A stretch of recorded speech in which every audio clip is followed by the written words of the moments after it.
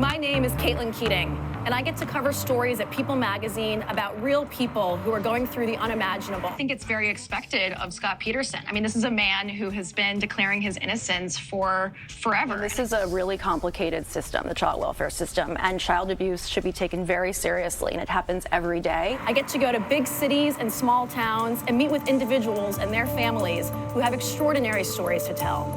People who, despite all the challenges that they're going through, continue to push forward and never give up. But now her lawyers say that there's new evidence that could possibly set her free. On June 10th, 2015, Melissa's father, Paul Kaluzinski, got an anonymous phone call saying that there was a second set of x-rays at the Lake County Coroner's Office. So currently on our way to Mackenzie's house. Just from all my experience of all these, the hundreds of human interest stories I've done, is that I never really know what to expect, but the person that I am when I pull up to Kenzie's house is not going to be the person who I am when I walk out. Is that one of the biggest risks when you're now going into this uncharted area of science, medicine, technology?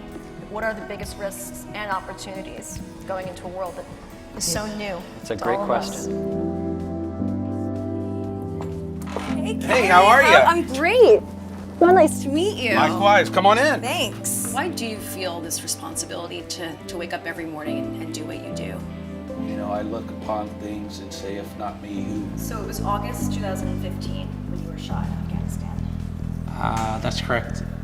During that time, I was at a small base in Kabul. And I think it also shows that, this father sat in that courtroom probably learning a lot about his son during this trial. We always expected that people would reach out after this film, but this is a different scenario. I mean, this is incredible how many people are contacting us every hour of the day around the world. Saying what? Saying, this happened to me too. There's so much stigma and shame and secrecy surrounding an accusation of child abuse. This story, it has guns, it has outlaws, it has the Alaskan frontier.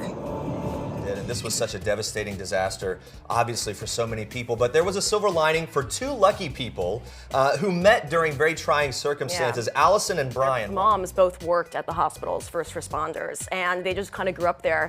Different storms, they always thought, they would get through it, and they did. And then for Hurricane Katrina, they just helped each other out at the hospital, and he looked out for her. And after they separated, they realized how much they really cared for each other. It was very vague. There was no license plate. They couldn't see who the driver was. But after then looking at more surveillance of nearby highways, they saw that it was a white Prius that was fleeing the scene very fast and definitely trying to get out of town.